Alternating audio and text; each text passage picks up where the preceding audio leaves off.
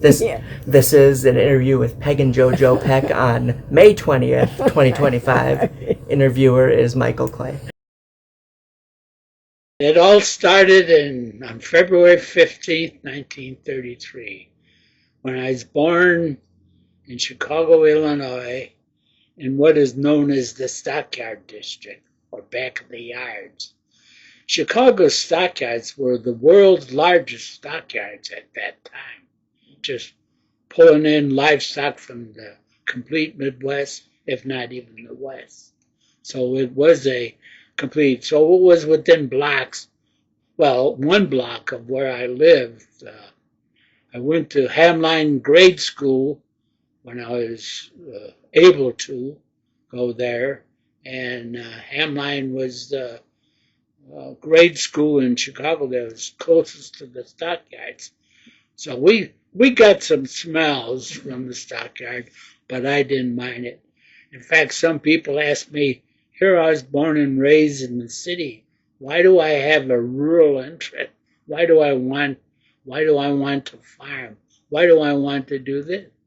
And I just said I think maybe one of the things was the stockyards. But we never visited the stockyards much because they weren't that accessible. They had certain gates they could get through, and you had to go through like a security guard to get into them. So, but they were there, and their presence was known. But I was very proud to be from that neighborhood, largely made up of people of my ancestry, Polish, that worked at the slaughter plants in Chicago, and grew up there and went to Libby eventually, a grade school, when we moved further away from the yards, but we were closer to Sherman Park, which is a nice Chicago Park District park. Another one was Garfield Boulevard, which was 55th Street. And we used to go on, we call it the Midway. And it was a boulevard it was park-like, but it was still a string or stretch of highway between the Midway Airport, which was the big airport in Chicago at the time, and the eastern portion of Chicago, where the Museum of Science and Industry were. So I grew up in it was very Chicago. I mean, it was very urban, and I just grew up in that environment. I had four brothers, three brothers. I had my brother Jim, Patrick, and Thomas. Tom was the younger one. He was born after the war was over in 1945.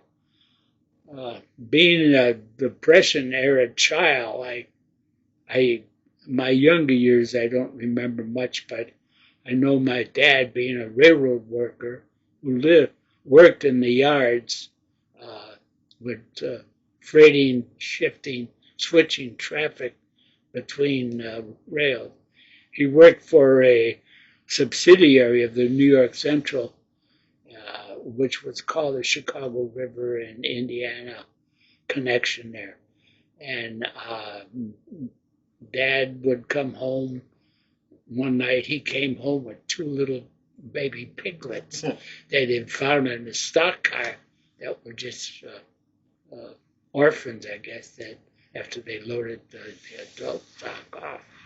But we had an interesting experience. We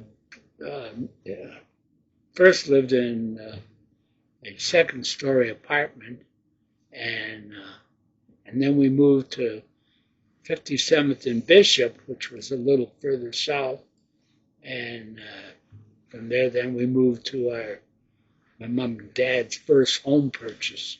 They had rented property before, and it was there that I got my years in. It was in 1946 that I recall that I was going by a drugstore near Garfield Boulevard, And there in a drugstore window was a magazine called the Farm Journal. So I went in and bought it. Was I got it? I had to get permission from my mother, who uh, controlled the treasury, and bought it and brought it home, and basically reinforced my interest in agriculture and rural living.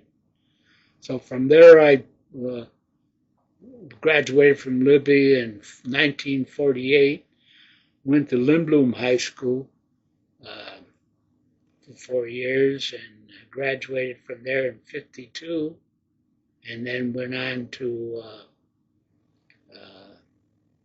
life. My Uncle Tom and my Uncle Jim served in World War II when the war came. Uncle Jim joined before Pearl Harbor and was assigned to a Coast Artillery battery on the California coast. And my Uncle Tom got into tanks, and he served in Europe, in the European theater. So those were things. When World War II came along, newspapers and radio were the only thing we had. I wasn't much of a radio fan then, but we got the Chicago Sun, or it was the Chicago Sun, then became the Daily Times. No, it was the Chicago Times, and then became the Sun Times. But my family were Democrats, and they supported the things going on. I graduated from high school in '52. I wondered what I would do from that point on, because that was a big moment in my life when I had to make a decision what I was going to get. Just live there, continue living in the city, or reach out and go on to beyond the landscape of Chicago. But Uncle Sam came along in 1953, drafted me into the U.S. Army, and I served for 2 years in Alabama and Georgia, and then got discharged in '55. So I was eligible for veterans, uh, the Veterans Bill, and so I wanted. At the time, I was working on a farm in Wisconsin. Uh, in the high school years, I used to go to a camp up near Coloma, Wisconsin, where it was called the American Boys Camp. It was a boys' camp at the time that I started there. And our football coach was the director of the camp. So I was the manager of the football team. So he coerced me into joining him and the other players, and he'd condition the players while they'd also be employed as camp employees. So I got involved in that, and I did that for 3 or 4 years. After the summer, I'd come home, and family had a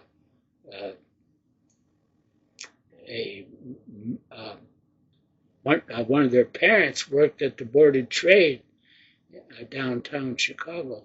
So he got me a job as a messenger between the trading pits and the phones where the customers called in on their what they wanted to buy, soybeans or bushels of corn or wheat, oats.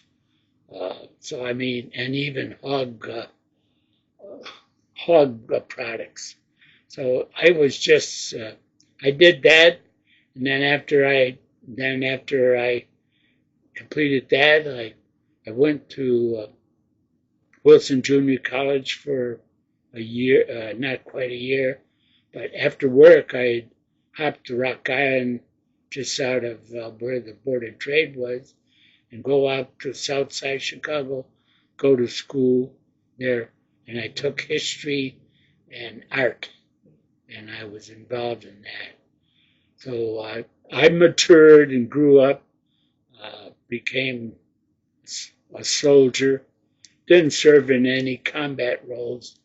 Our unit one time was going to be assigned and to go to Yemen when in 1953 when there was outburst there and the American embassy was threatened. But fortunately, we weren't deployed. So that's the closest I came to combat. A lot of people think that I served in Korea, but it was during the Korean era war that I was serving in the military. It had just gotten over a year before, so and they were just on peaceful terms, so I didn't have to do it. After that, then I was eligible for the GI Bill. I went to my VA representative, and he told me, he said, now you're 26.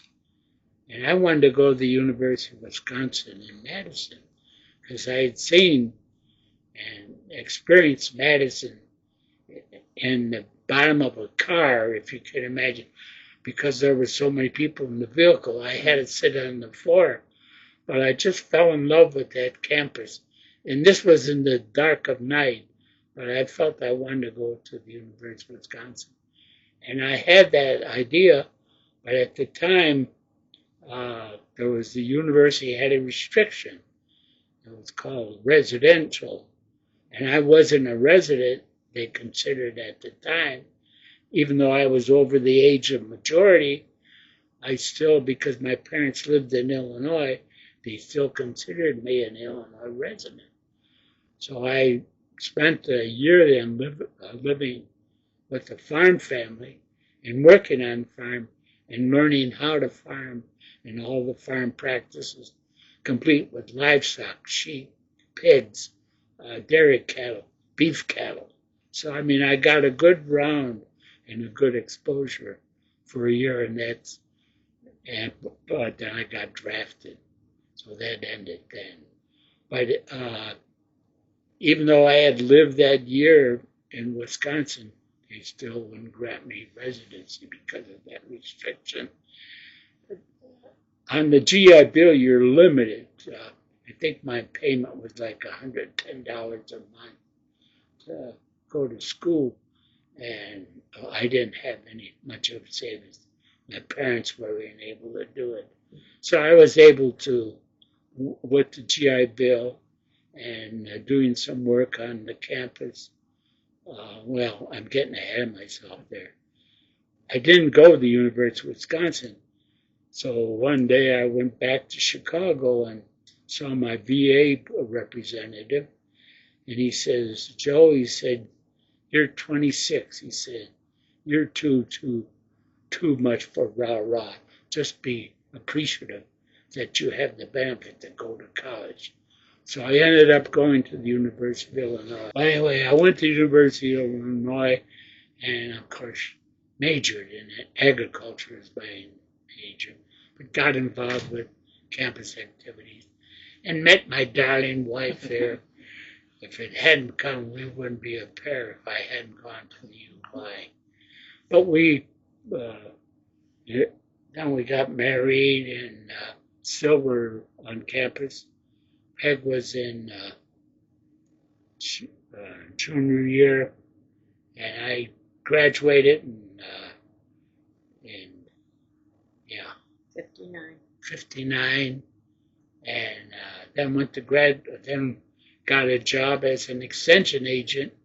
Well, they don't call them extension agents, or didn't call them extension agents in Illinois. They called them farm advisors. And so I got a job in Joliet, Illinois, with our in Will County, Illinois, just outside of Chicago, and stayed there for 4 years in that position. And then I went back to graduate school at the U of I to major in extension education, and that's where we went back and got not a scholarship, but a fellowship, $1,000 fellowship. We lived in a little dingy farm helper's cabin there was a fellow there. We were looking for housing because by then we had Tim. Tim had come along in our lives in 1960, 59. a year after we were married, and then it was a while. So I went to I returned to Illinois for the master's degree, and I got that in 1966. 1966 to 1967, I got a job change and worked in the U.S. Department of Interior in what was then called the Bureau of Outdoor Recreation, which is part of the Department of Interior, which eventually was abolished and became a part of the National Park Service. And I had ideas that I might want to be a park ranger as well, but that never happened. But I got out of, graduated from master's and worked on the campus there as a recreation specialist covering the state. So I got a lot of time to see, but it was a good experience. And then in Brian and Matthew came into our lives. Brian in 64 and Matthew in 65. So we had our complete family at that time. So we moved, and we were living in Champaign at the time. Got the job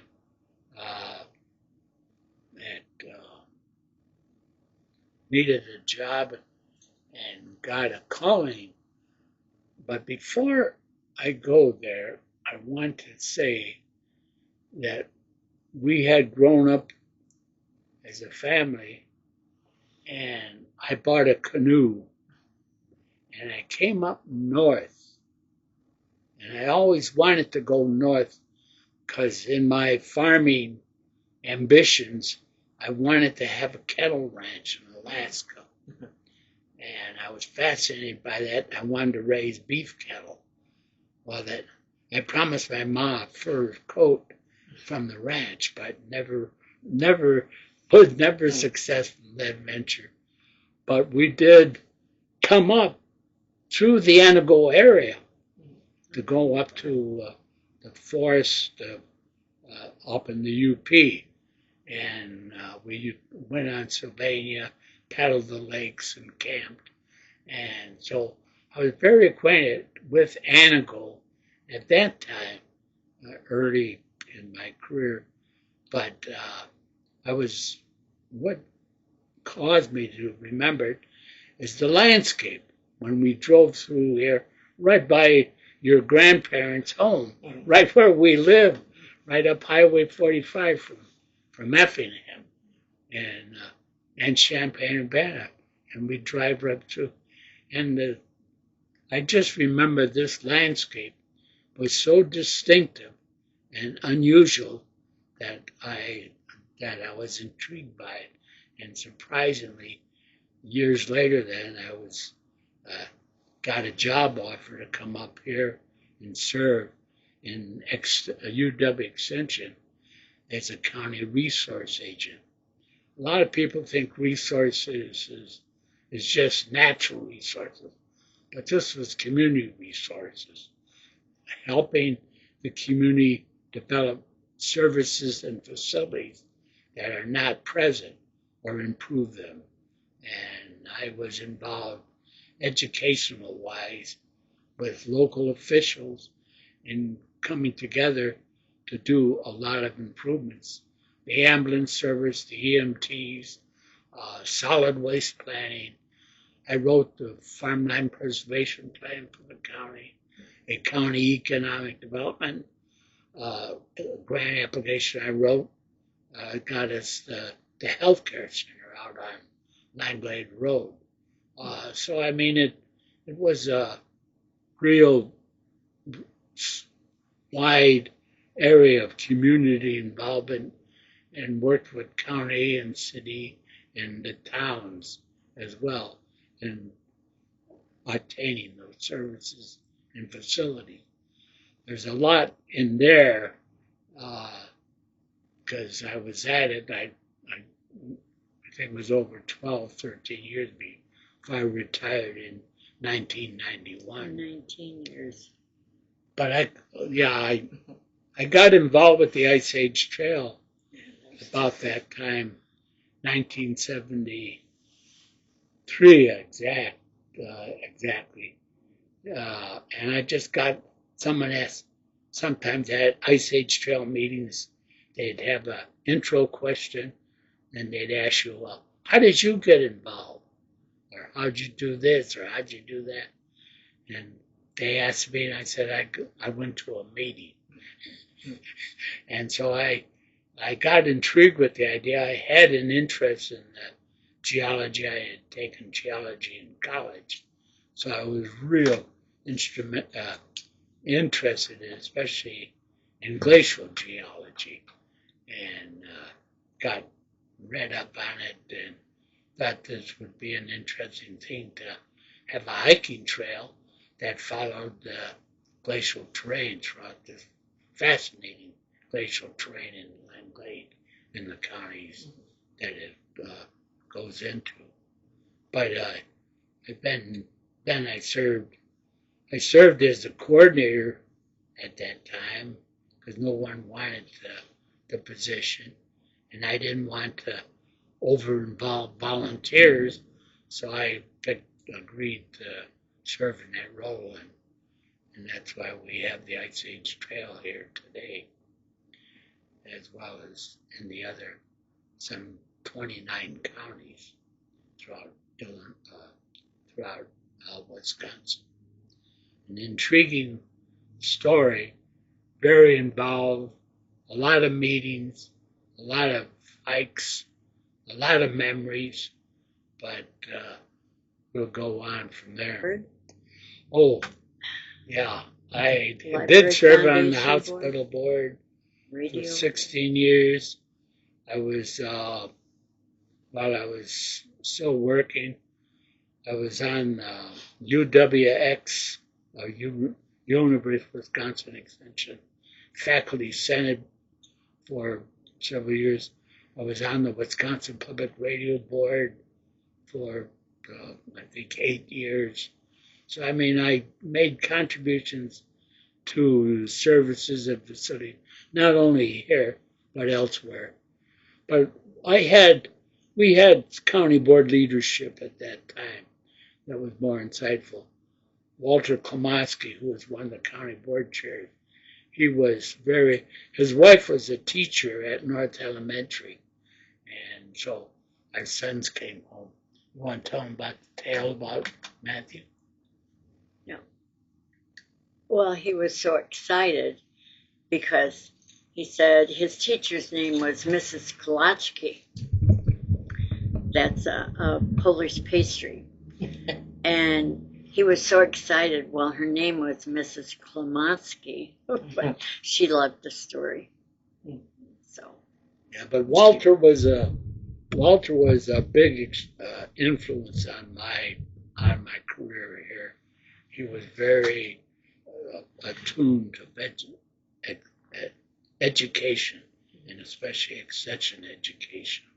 That he saw the value in it, and that's why he checked in regularly, weekly with us at the extension office out at the fairground.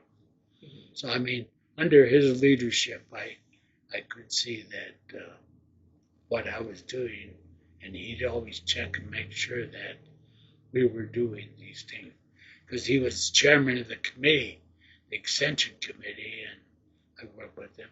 And then his successors over the years have been very positive leadership and supporters of the extension movement, which helped out greatly here. Because in Illinois, I found out that extension wasn't as deeply involved as it is in Wisconsin. It has the ag agent and the home ec agent, like most extension programs throughout the country. but it doesn't have a resource development program. And Wisconsin had that unique programming in this state and made a lot of their agents, former ag agents and former home economists and youth agents, made them resource agents, and that's where I got the job here in 70. So obviously, it's fair to say that your life has been pretty characterized by like public service and volunteer work and stuff like that. Very tolerant. I had a lot of evening meetings, of course. I'd have meetings out of town. I very seldom. When I was a state specialist down in Illinois, I'd cover the state, and I'd be gone maybe 1, 2, 3 days, and then come back. And she was there with the family, very, very dedicated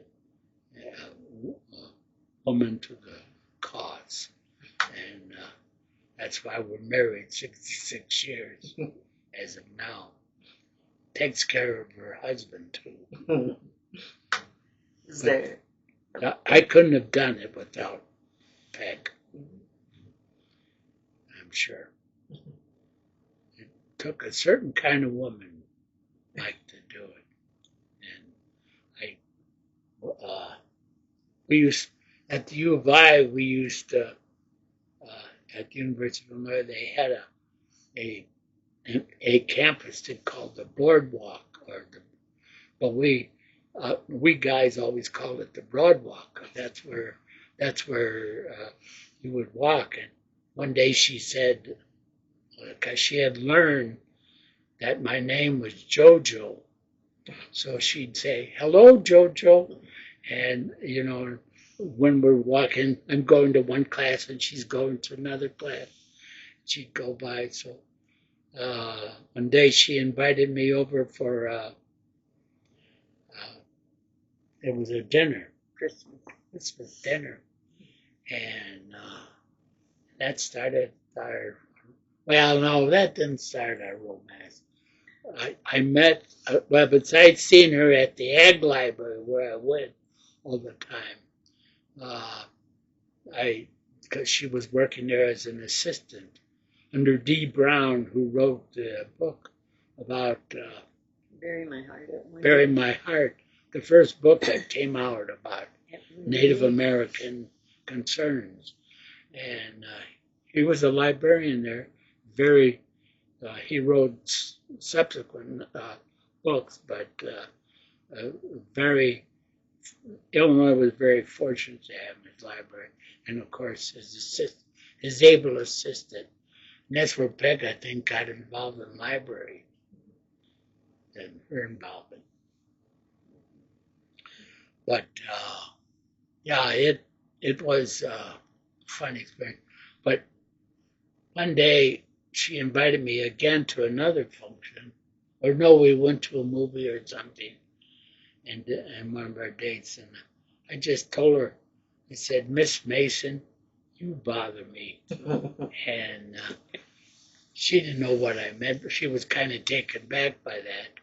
But I just said that here I was in love with a woman that I really cared for, and I could see that she had similar interests, or we wouldn't be the pair we are today. That's for sure. After I retired in '91, I just didn't. I had a job offer to work with regional planning in Wausau on flood management in the Wausau River Basin, and I was interested, and the regional planning director wanted me and said he'd pay me a good salary, and there was a potential that I could work there longer.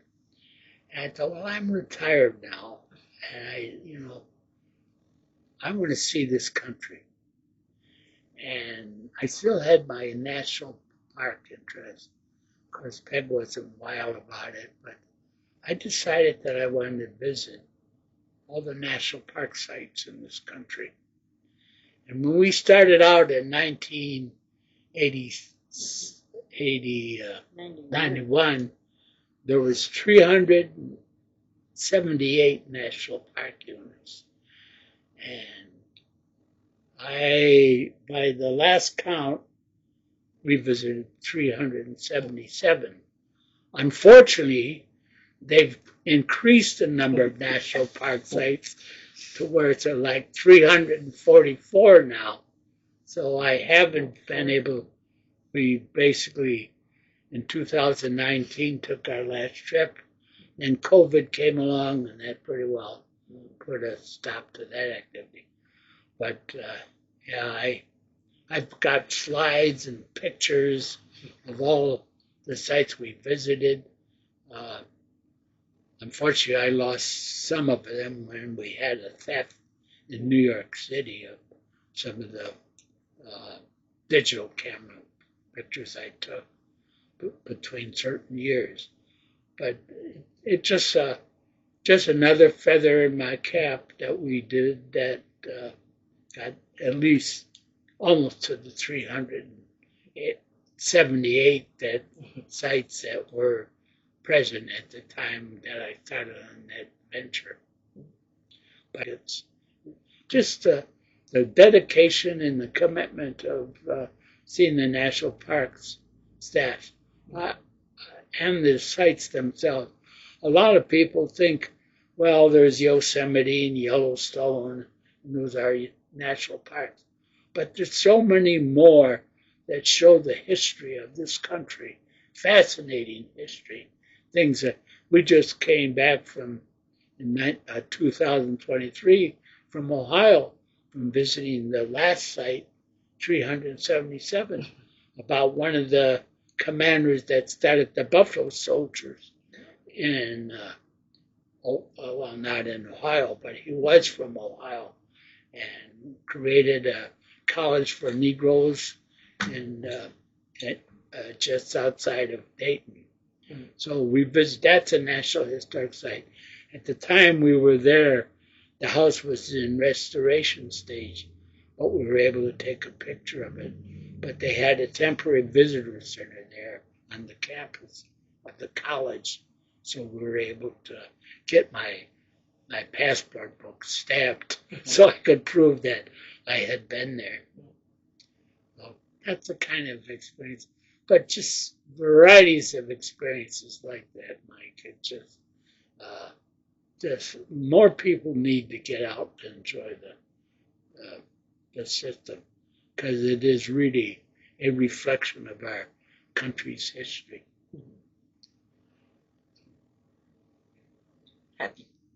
Have you always liked history? Is that just something that you've always been drawn to?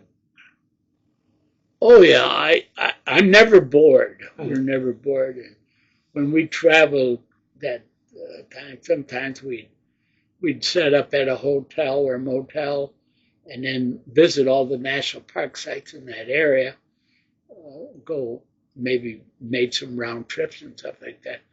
But yeah, that was our mission, was to visit all the national park sites, and I had that commitment. That's what I was going to do. That, and I feel satisfied, even though I didn't go to 344 sites. But some of the sites are like in Alaska, and I think there's 22 sites in Alaska. Mm-hmm.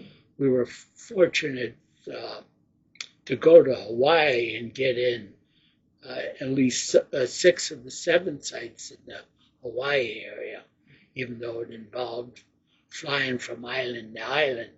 But it was a venture with joy. I mean, we really saw a lot, learned a lot, and just thought that just something special. I'd have to mark it up there that I don't think we wasted our life. It was a good pleasure to do that and see that. But most people focus on the Yosemites and the Yellowstones, and yeah, they're great scenic national parks. But there's more to there's more quality to the system than a lot of people visit. And it would be a real good piece for making the importance of the system in our country when it's possibly being threatened. So beyond that, I pretty well, You buy too many books. yeah. Oh, I'm a book eater. Besides being a cookie Cookie Monster. a cookie monster, I'm a book beater, and I love reading. And currently, I'm reading my Lewis and Clark journal today, and I was very surprised to see that the emphasis that not a lot of youth are coming into the organization and getting involved because it's history, and I don't know what is the problem, but there is no connection between the young and history like the Lewis and Clark expedition. We have made several tours of the expedition. I have all the journals there, and I read again like the National Park Services and neglected cousin. And I think just a fascinating thing. So I get all excited. I'm a divide nut. I'm interested. I think it's just particularly if you drive north from here, you go up a hill, and that's a moraine. That's the terminal moraine. That's where the ice stopped advancing and started melting back. But then you go further, you go up Summit Moraine or the Summit Lake area. That's a drainage divide. If you come back towards Antigo, you're heading into the Eau Claire and the Wisconsin and into the Mississippi. You go north of the moraine and you're in the Atlantic drainage, where it goes into the Great Lakes, goes into the St. Lawrence River, and into the Atlantic Ocean. That's a subcontinental divide, a very critical, to me, very critical. Just south of town, we have the same thing. You don't get much further than Antigo, and you're in the Atlantic. The Red River drains into the Wolf River. The Wolf River drains into, but yet here, the other moraine that you encounter going in is the Green Bay moraine, and once you get a little bit south of that, you're into that. So that those two moraine systems, the Green Bay and the Summit Lake moraine, come together. Well, they don't connect, but the Green Bay and Parrish moraine, that's the moraine. That's the last advance of the ice sheet. Beyond that is the Summit Lake moraine, which is a recessional moraine. What happens is the ice is moving forward and gets to its furthest most point, and then starts melting back. But then there's a real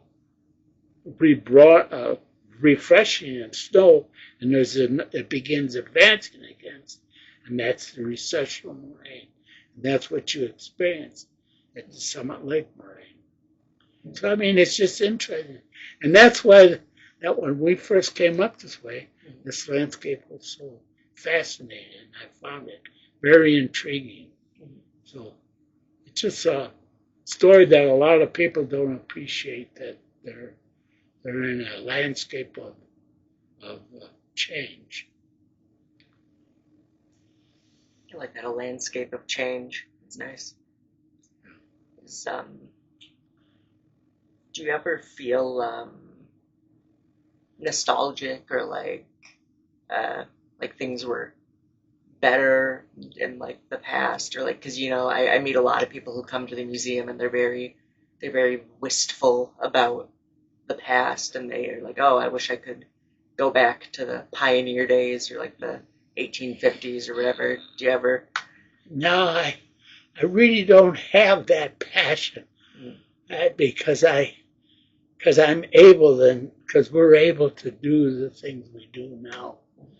And you have places like Old World, Wisconsin, where you get a little bit of that experience. Upper Canada Village, there was a lot of that in our travels. And we saw some unique things, like we saw barn windows were stained color barn window. Just different kinds of things. But no, I never really have. I I don't think I'd be comfortable because I'd have missed everything that I did live through. And that's where I I think it's today, and I enjoy it. And just to go back though and be able to see and read about history, and just gives me a greater appreciation of this country.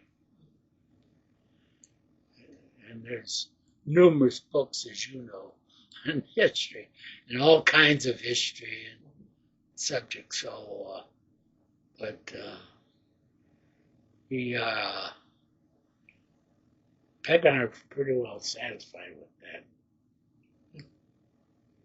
They had no desire, or like experiencing the covered wagon days. I don't know if I could be up to that.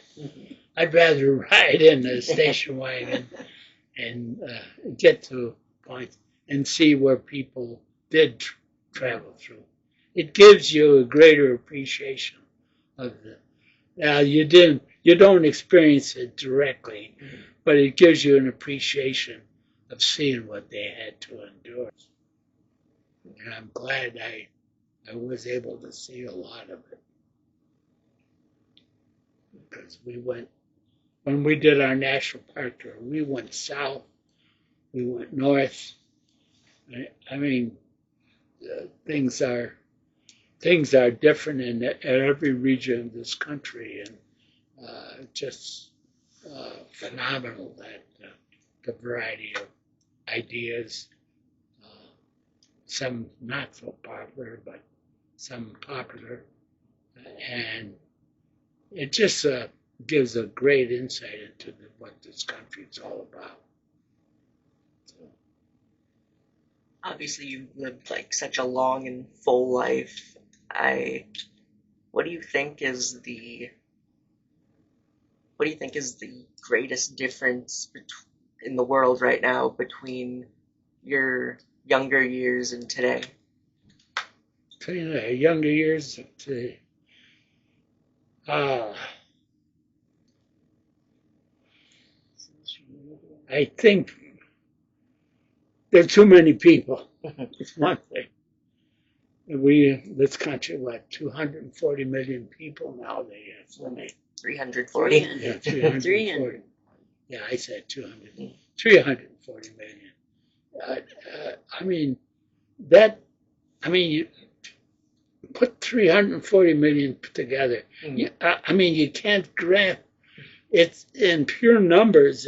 It's awesome, but to see the people and the impact they're having on the planet is something that, a lot of people don't have an appreciation for. And and I don't think when I was young we had the appreciation we have that we should have now, because things are, I mean, drastically, people are just not as, I won't say they're not as insensitive.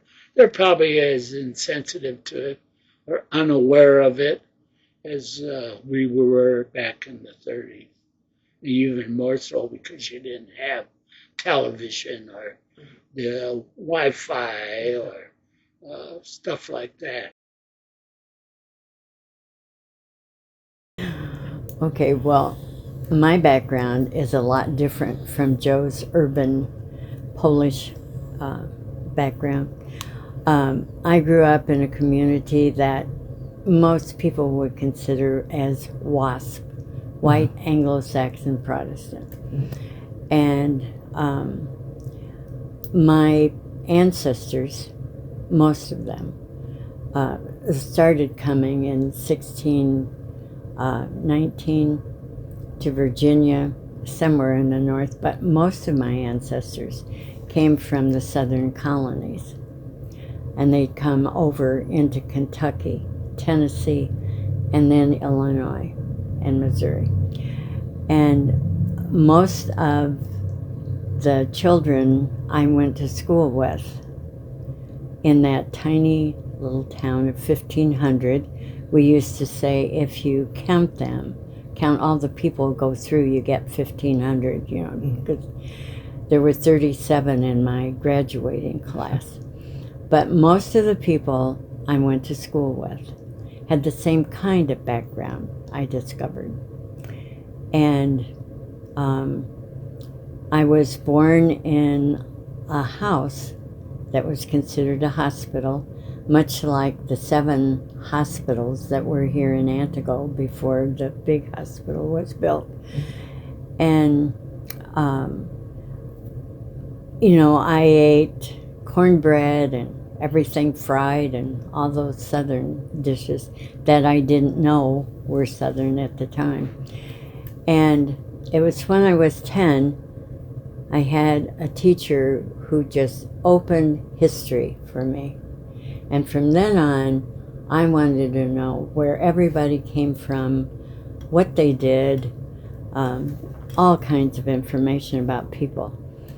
And I was drawn to the radio, and at the time when I was like 10, 11, they had a lot of programs on that had immigrant themes, immigrant stars.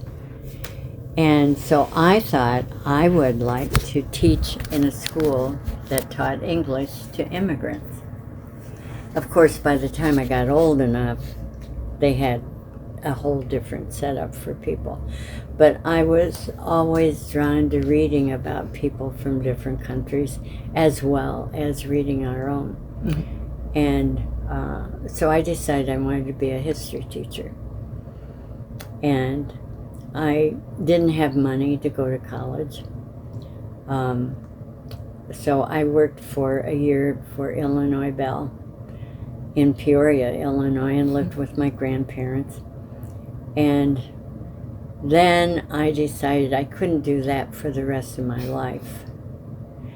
So I went to the University of Illinois and tried to work full-time at the same time, and that didn't work out. But anyway, it's a good thing I did, because that's where I met Joe, I think. Anyway, I tell people I had a date with this guy, and he talked about how we had to protect our water supply. We had to be careful of our air quality. We had to recycle, all of these things. And I said, I thought, did I ever want to see him again? Well, I married him. That's what. So, anyway, once that I knew Joe was in my life and I was going to marry him,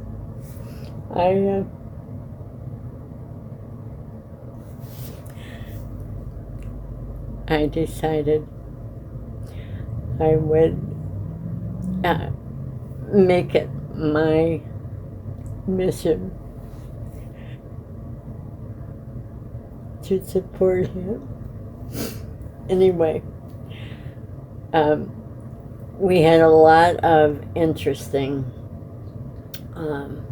adventures, beginning with the first time he came home and said, "It's time that we should buy a cooler and a camp stove." And I said, "For what?" And he said, "We're going to camp in Wisconsin." And I said, I don't even like picnics. Why would I go camping? And he said, if you don't want to go, you can stay home. I'm going. Well, we had one son at the time, a baby. And so that began all of our adventures. And little did I know I'd be camping across the country with 3 small children. But we moved, as he said, to graduate school. He had the opportunity after Will County to go to graduate school, so that was our mission then. And while he was in graduate school, he did not say that we had 2 more sons, and our middle son almost died at 5 weeks. And fortunately, he survived. But 13 months later, we had our 3rd son, who also had some health problems. And all this time, he had to work and study and, be concerned about his family. So he did exceptionally well. And so then we went to Michigan. We lived outside Ann Arbor, and I liked that because he was home every evening. He traveled 2 weeks the whole year. That was great, I thought. But he was bored. So when he got the call to go to Effingham, Illinois, then we moved back to Illinois. And I enjoyed that because for the first time, I was able to get involved in church activities and a few other things. Fish was a big... Fish. Yeah, fish was a big thing. Originally started in England. It was an organization to help people with transportation or different problems they might have. And so I got very involved in that and drove a lot, which might surprise a lot of people, because you take people to doctor's appointments or whatever. We were hosts to different people. One time it was 2 boys who were left stranded because their grandparents were in the hospital after a car accident. And so we kept them until their dad came from Michigan to get them. But it was an exciting time. So when he came home and said, I got the job, well, we had come up here and looked around, went home, and he came home and he said, I got the job in Antigo. And I said, okay. And I loved our life in Effingham. It was great. And so I came here kicking and screaming. But one of the things that really intrigued me was the history and all of the different ethnic groups who lived here. And I thought that was an exciting history. Well, at first, there was nothing much for me to do. I was a stay-at-home mom. And I tried to do some volunteer work, reading to people at the nursing home, but that didn't work out. Because I had done singing and all at the nursing homes in Effingham. And because when I was growing up, I forgot to say that singing was a big part of my life. She played the guitar, too. At one time, yeah. And starting at 3, I sang a lot. But anyway, there was, I was invited to join a homemakers club by Donna Gilson, and I met a lot of very interesting women there. But then I joined Sweet Adelines, which at the time was directed by Phyllis Blaha. And I met, again, a lot of very welcoming, interesting women. and enjoyed performing, although barbershop was really not my thing. Once in a while, Phyllis would say, I'm hearing 5 parts, and I knew I was singing natural harmony instead of barbershop. So, anyway, that was fun. But then I started working at the school, the high school library, the old high school. And I got involved I had started genealogy and got so involved in that and got a lot of help from the Antigo library at the time. And they would, if I had the information, they could frequently get me materials from other libraries or from the Wisconsin Historical Society. And then I thought one day, well, they've done so much for me, I should do something for them. So that began my 26 years of volunteering at the Antigo Public Library.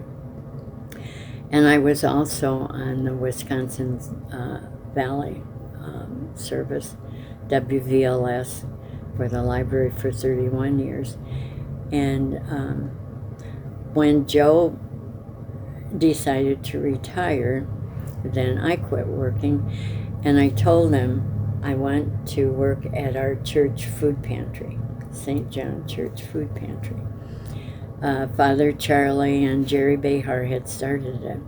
So when I let them know that I wanted to help, I was given pretty much the whole thing again for that with the church secretary.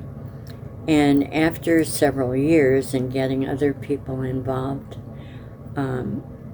there was a meeting with the high school superintendent and the home economist here, and ministers, and those of us who had church food pantries. And the idea was to let people know how many people are, as they say, food insecure in the county. And it was very eye-opening for the ministers. So at that meeting, those of us who represented our church food pantries started talking and decided it would be so much better if we could merge and do more for the community. And it was very exciting, and so we did merge and hoped the community would support us, which they have for several years now. And so, of course, the result is the current food pantry there. And then the other thing I was involved that I enjoyed so much was the Antigo Community Theater. Moira Scupian and Fran Glowinka, who's since moved from the community, started. That was their idea, to start fresh, start a whole theater company. They weren't sure what was going to happen once again, and so I was in the first production with several other people, and it was very interesting because the first play was out at Riverview, the restaurant that used to be at Riverview Golf Course, and we rehearsed, I should say, in the St. John basement. We did not sing with the piano we were performing with until dress rehearsal. And during dress rehearsal, or just before, they finished painting the scene. And I mean, it was so interesting how that happened. It was, people would come, they would order food, and then we'd perform. And so that was great. But then after that, we had wherever we could get a place, or wherever Moira could get a place for us to perform, that's where we did. was very interesting. And the first play we did at the high school with the new theater, I thought I died and gone to heaven. It was so amazing, everything. And then I thought of our sons, who, our oldest son Tim was in the first musical they did at the high school. And then our other two, I can't remember how many years we had someone performing. They could only rehearse at the stage in the gym at the old high school after the basketball team was through practicing. So sometimes they'd get home at 1 in the morning, and they never had the opportunity to perform with such a lovely theater they have here.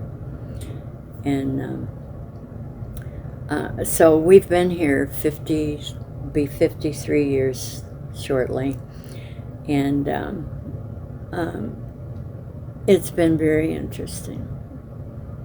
So I don't know if you have any questions. I suppose I have the same question I had for Joe, which is, I suppose, what would you say is one of the biggest ways that the world has changed compared to your childhood? Oh, good heavens. I mean, everything has changed drastically since I was born in 1937. I'm younger than he is, you know, but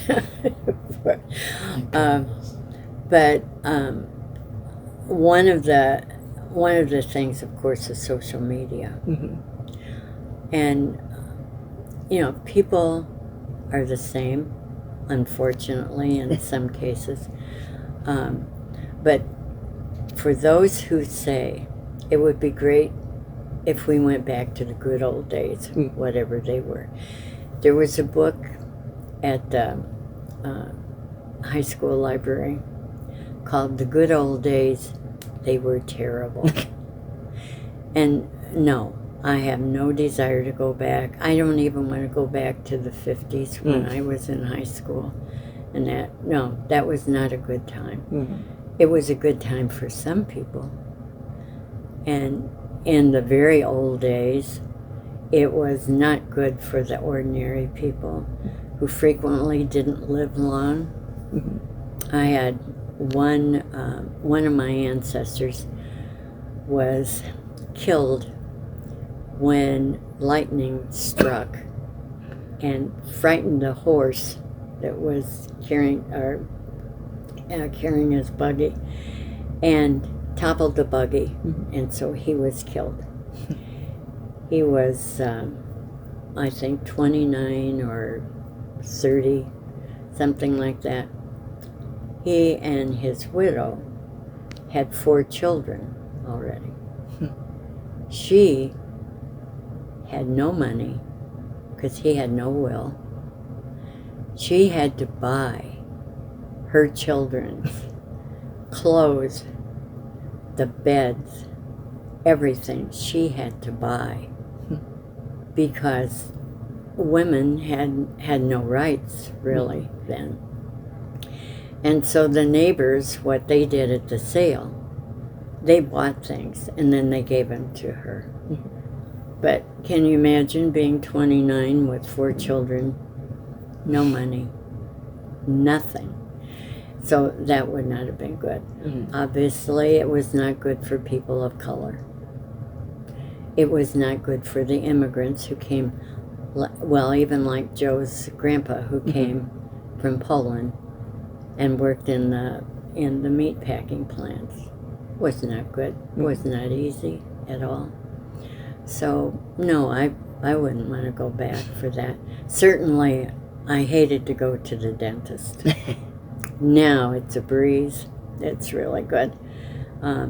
Medicine, everything is so much better. Education, I'm not sure people appreciate education anymore.